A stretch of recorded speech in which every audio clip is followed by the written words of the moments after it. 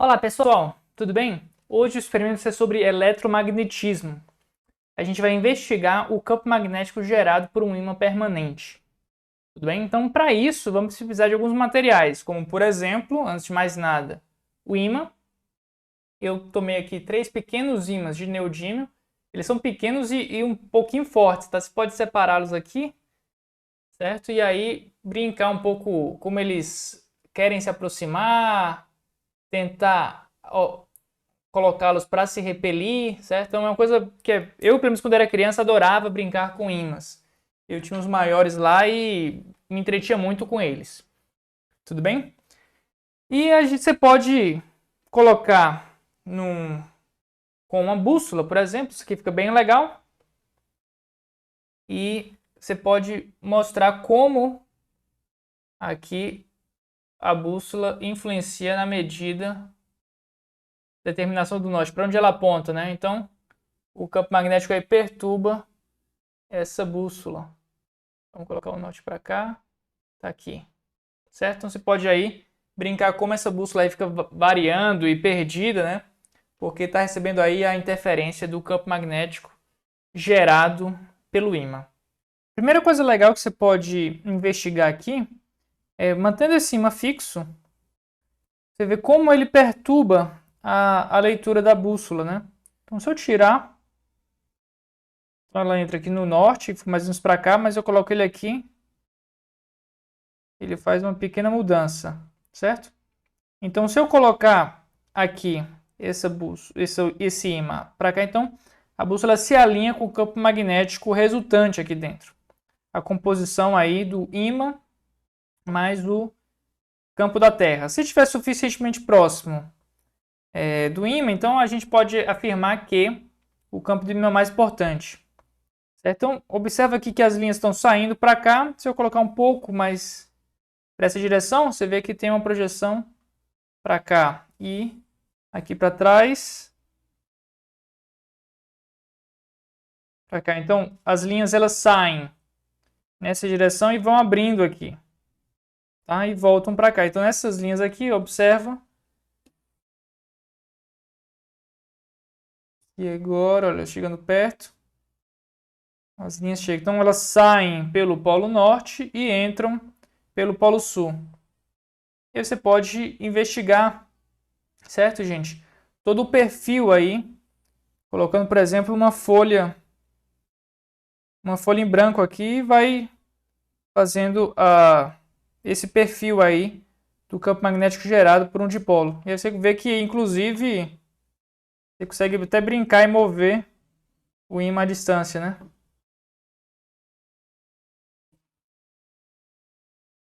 Tá? Então, uma coisa divertida é para você brincar enquanto aprende física. Além de uma análise qualitativa como essa, a gente vai fazer também uma prova do jeito que o campo magnético decai. Então, como vocês devem saber, o campo gravitacional gerado por um planeta cai com R ao quadrado. O campo elétrico gerado por uma carga pontiforme também cai com R ao quadrado, ou seja, quando eu duplico a distância, né, a força, o campo gravitacional, o campo elétrico fica dividido por 2 ao quadrado, 4. Mas o fato é que, no caso de um dipolo magnético, ela cai com o cubo da distância, então cai mais rápido. Então, se você duplica a distância, você divide o campo magnético por 2 ao cubo, então divide por 8. Então, essa queda é muito abrupta. E aí, para provar isso, basicamente, a gente vai colocar o ímã aqui em diferentes... Vocês não conseguem nem ver, tão pequeno que ele é. A gente vai colocar o ímã em diferentes posições e medir aí o campo magnético gerado por ele. Quem que vai ser o nosso detector de campo magnético? Você pode comprar um detector de campo magnético, sei lá, de alguma empresa, comprar um negócio caro, equipamento.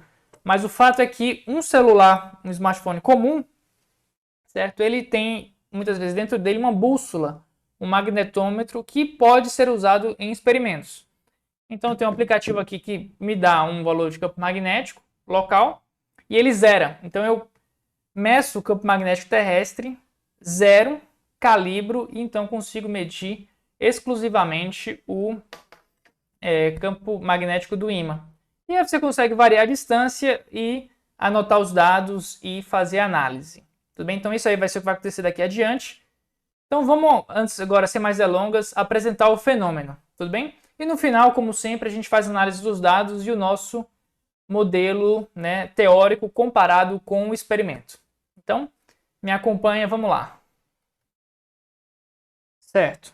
O nosso experimento quantitativo vai ser basicamente tomar aqui esse sensor magnético, certo? Magnetômetro, e ele pode ser calibrado para que ele possa descontar o campo magnético terrestre. Então isso é importante, caso contrário você vai medir a composição, a soma entre o campo magnético terrestre e o campo do ímã. E a ideia é que nós desloquemos esse ímã por diferentes posições e vamos anotando. Uma posição, por exemplo, 0,34 Gauss. Outra posição, aqui é 39 por aí, 0,43. Vou botar aqui 37, aumenta um pouquinho mais. E aí eu vou deslocando meu ímã e vai mudando a leitura. Não recomendo que você chegue muito perto, tá? Nesse caso aqui, eu acho que não obtive nenhum muito acima de 2 Gauss e meio, certo? Então, muito perto disso, eu não recomendo. Talvez possa ter algum circuito, tá? Enfim, nada você precisa se preocupar demais, mas não recomendo. Então, você pode fazer isso de um lado, aqui ó, 2, aqui volta, e fazer do outro. Continua aqui, 0,80, 0,6, 0,5, 4 e vai diminuindo, né? Então vamos investigar como esse campo magnético varia com a posição. Certo, então vamos partir agora para a análise dos resultados. Então a gente investigou aí por alto, né, qualitativamente, como é o comportamento do campo magnético gerado por esse ímã permanente. Então, o que mais que a gente pode olhar aí em termos quantitativos, pessoal? Então vamos começar aí com o nosso notebook, né? Então vamos basicamente, aqui importar algumas bibliotecas, comandos que eu vou usar a seguir. Uma coisa legal que a gente pode comparar é o campo magnético terrestre. Então pego lá o celular, liga ele e mede.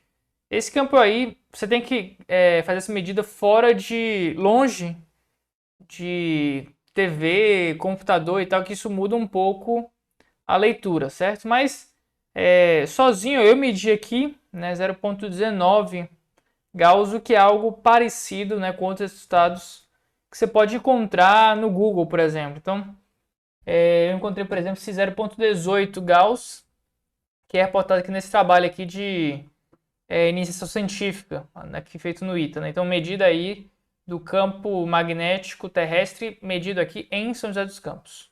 Tudo bem? Mas vamos olhar agora o campo magnético do celular. Então, para isso, você primeiro faz como se fosse uma tara, né? Você zera, posiciona o celular em algum lugar e manda ele calibrar. Então, ele retira da leitura esse campo magnético. Então, fazendo isso, a gente consegue medir, né, não o campo magnético total, mas o campo magnético devido somente ao ímã, certo? E aí o que eu fiz diferentes medidas, fui variando aí a posição do ímã ao longo da régua e fui medindo os campos magnéticos. Tudo bem? Então aqui está meu conjunto de medidas. Então eu fui de 0, 1, 2, 3, 4, até o 14. Eu vi que foi chegando muito perto do celular. E pulei para o outro lado do celular. Na verdade, que eu fiz do contrário. Eu fiz 50, 48, 46, 44. Fui descendo e aí fui até 31. Então, o celular está aí entre 14 centímetros e 31 centímetros na posição que eu coloquei, né? A partir do 20 até o 27,5 por aí, certo? Então, essa aí é a região que está ocupada pelo celular, certo? Então, vamos visualizar aqui um pouco os dados que a gente pode colher.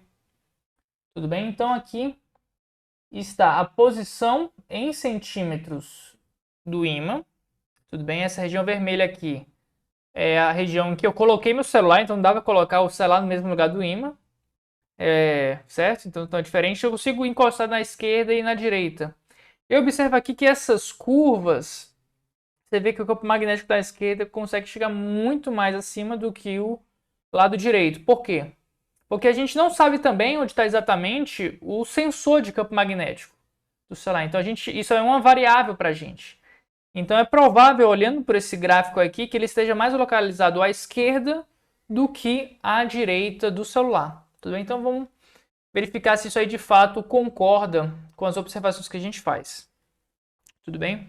Então, como é que você faz para estimar esse negócio? Então vamos pegar aqui essas duas curvas à esquerda e à direita e vamos estimar qual que é o eixo aí de simetria dessas duas curvas. Então, eu medi aqui essas diferentes posições aqui e observa uma coisa, que na posição 8 centímetros eu tinha 0,32 graus. Então, 8 centímetros, 0,32. Enquanto na posição 35 centímetros eu tenho 0,30. E eu vou supor que isso aí está parecido, certo? Então, sem muitos problemas, né? A termos de estimativa, eu vou tomar o x0, ou seja, a posição do meu sensor de campo magnético, como sendo a média entre 8 e 35. Ou seja, que a essas duas distâncias, né, qual que é o ponto da régua que está equidistante das duas? E, portanto, que eu posso esperar que esteja o meu sensor de campo magnético. Calculando isso aqui, vamos lá, a gente acha 21,5. Então, a posição 21 centímetros e 5 milímetros é a nossa estimativa para a posição do sensor aí de campo magnético. Tudo bem? Então, vamos fazer aqui alguns tratamentos, né? Por exemplo, eu vou converter aqui de Gauss para Tesla, né, que é um fator de conversão aqui de 10 a menos 4.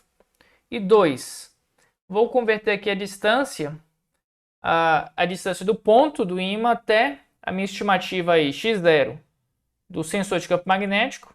Vou dividir por 100 para passar para metros. E aí eu posso, por exemplo, aqui, botar aqui meus dados. Então, esse aqui é a conversão no SI, do campo magnético.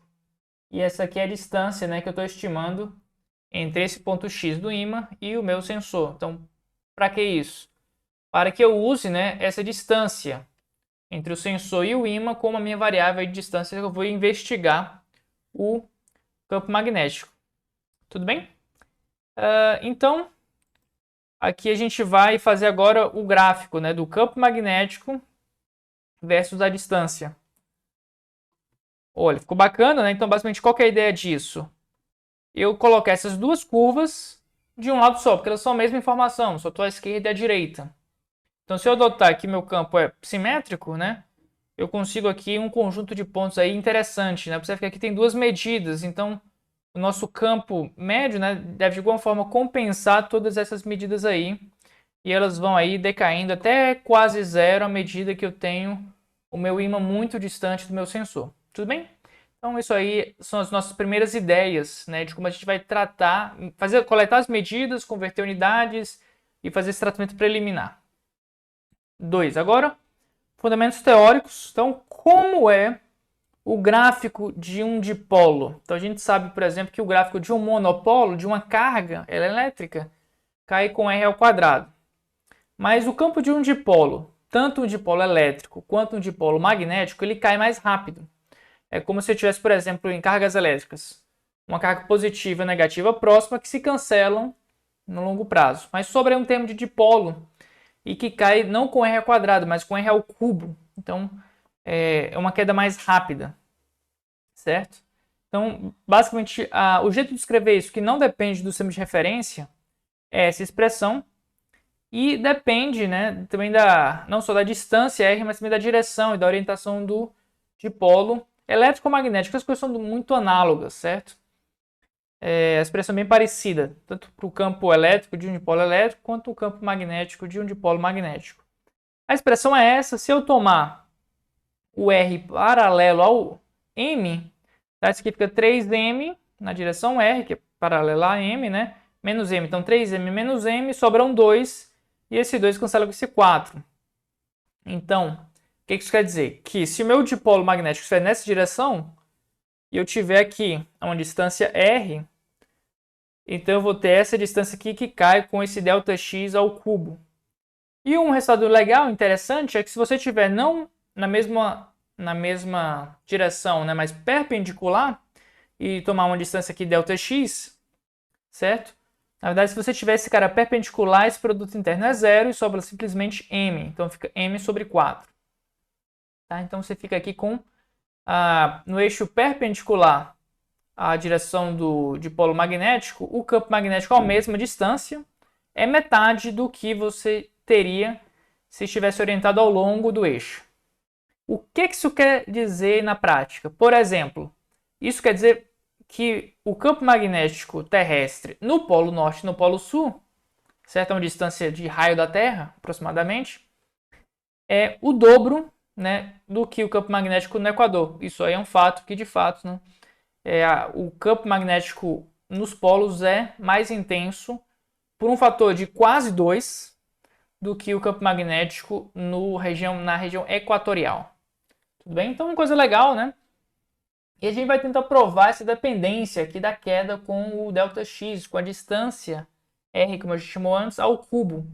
E como é que se prova que algo cai com R ao cubo?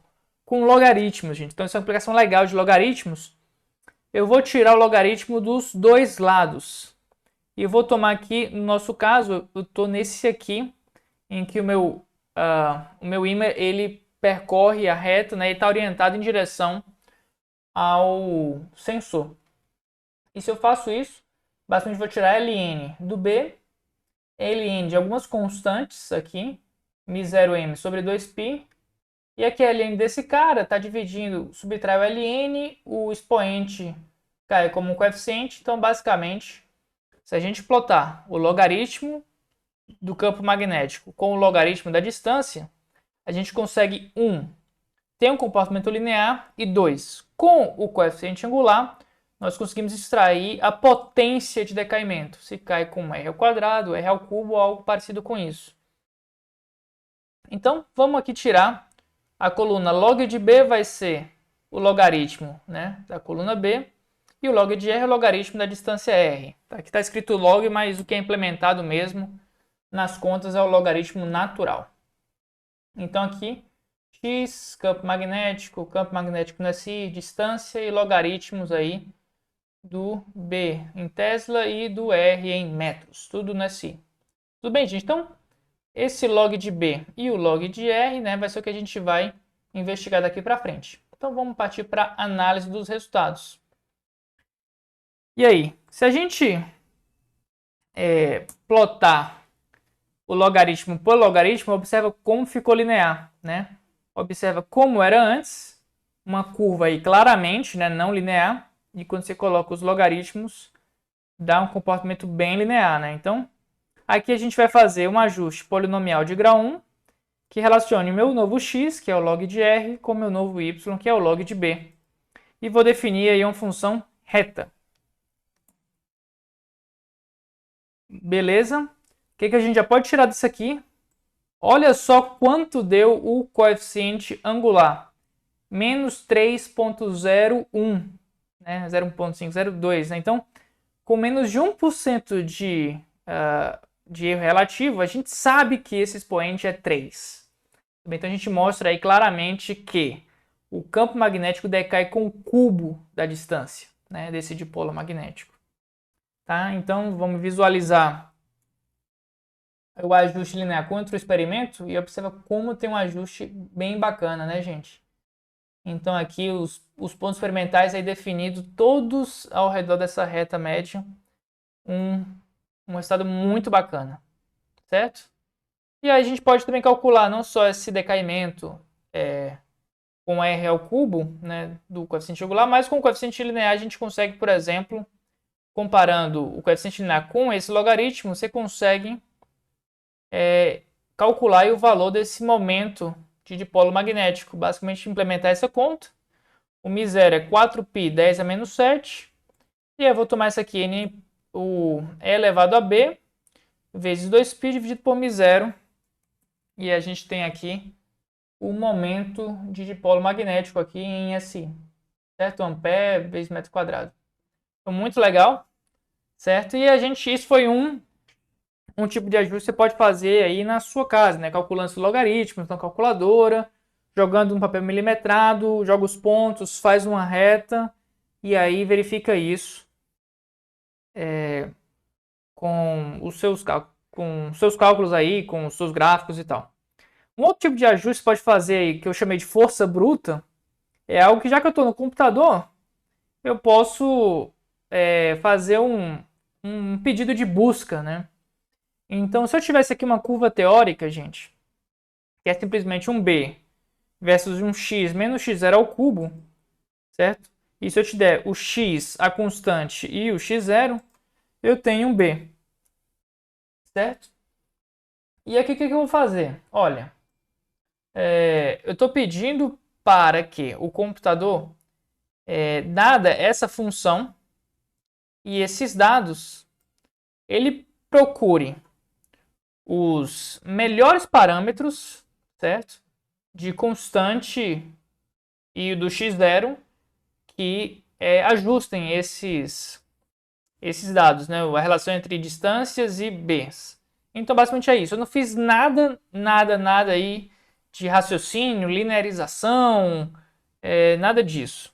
Tudo bem? E eu vou fazer um mecanismo aí de busca. Eu vou procurar nessa constante um número de 0 até 10.000 e desse x0 um número entre 20 e 28, porque é a posição aí do x0, certo? Então isso aí é uma coisa na força bruta. Nem sempre o computador acha isso, então esses limites são interessantes para você dizer mais ou menos para o seu computador o que você espera desse negócio, tá? Então evita que ele fique meio maluco. E se a gente procura aí a melhor curva de todas, certo? Aqui as unidades não estão exatamente iguais, mas olha só isso aqui, né? A gente estimou 21,5 e aqui, de todas as distâncias possíveis, ele avaliou o computador em 21,27. Então, 21,3, a gente está 2 milímetros de distância a princípio daquela nossa estimativa. Nossa primeira estimativa que é bem simples, né? E aí, vamos ver o quão bom é essa estimativa aqui, olha só. Aqui é a mesma ideia, né? Aqui os pontos experimentais, agora em escala linear, né? Tanto aqui na distância quanto no B, no campo magnético. E observa que como a nossa curva teórica, gente, casa muito bem com os pontos experimentais.